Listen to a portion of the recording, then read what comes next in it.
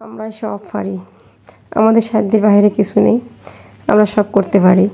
এই যে দেখেন, এই গরম পড়তেছে, কত গরম পড়ে, তারপরও কিচেনে রান্না করতে হয়, রান্না করে সবাইকে খাওয়াতে হয়। তো আসসালামু আলাইকুম, কেমন আছেন সবাই? আশা করি ভালোই আছেন, সুস্থ আছেন। তো আমাদের আজকে কিছু বাজার নিয়ে আসলো, আমাদের কিছু বাজার শেষ হয়ে গেছিলো। তো কিছু সবজি, পাশাপাশি কিছু মুদিমালের থেকেও বাজার নিয়ে আসলো। তো বাজারগুলো আমি এক হাতে গুছিয়ে নিলাম একটা একটা করে।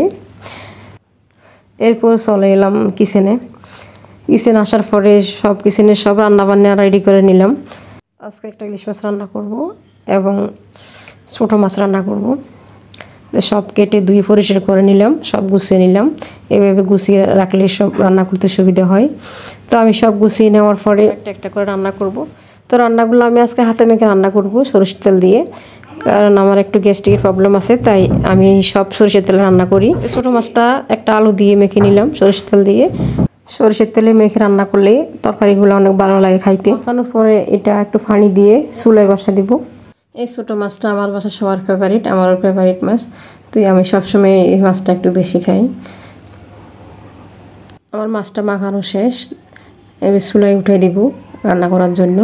এরপরে ইলিশ মাছটা নিয়ে নেব। তরকারি রেডি হয়ে গেল, রান্নার জন্য রেডি হয়ে গেল। এরপর আমি ইলিশ মাছটা নিয়ে নিলাম হাতে মেখে রান্না করার জন্য। অন্যদিকে ইলিশ মাছটা আবার সরষে তেলে রান্না করলে অনেক ভালো, অনেক মজা লাগে, তাই আমি এভাবে রান্না করি।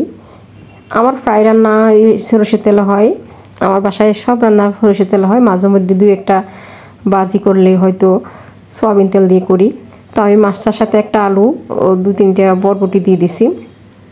তো ফার্স্টের চুলায় আমার ছোটো মাছটা হয়ে গেছে, এটাতে বেশি জল রাখবো না, একটু কষা কষা করে। ছোটো মাছ এভাবে কষিয়ে রান্না করলে কাছে, তাই এভাবে আমি কষিয়ে রান্না করি সব সময়। একটা রান্না আমার শেষ হয়ে গেল।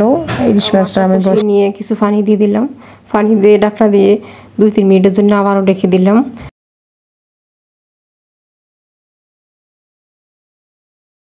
তারপর কিচেনে কিছু কাজ ছিল, ওটা গুছিয়ে নিলাম পরিষ্কার করে। তো আমার রান্নাটা রেডি হয়ে গেল। এরপরে আমার বিড়ালের বাচ্চা সাথে একটু দুষ্টামি করতে আসলাম। বিড়ালের বাচ্চাটা দেখেন আমার মোবাইলটা নিয়ে নিতে চাচ্ছে। আজকে এ পর্যন্ত আমার ভিডিও, ভুল হলে ক্ষমা দৃষ্টিতে দেখবেন। সবাই ভালো থাকবেন।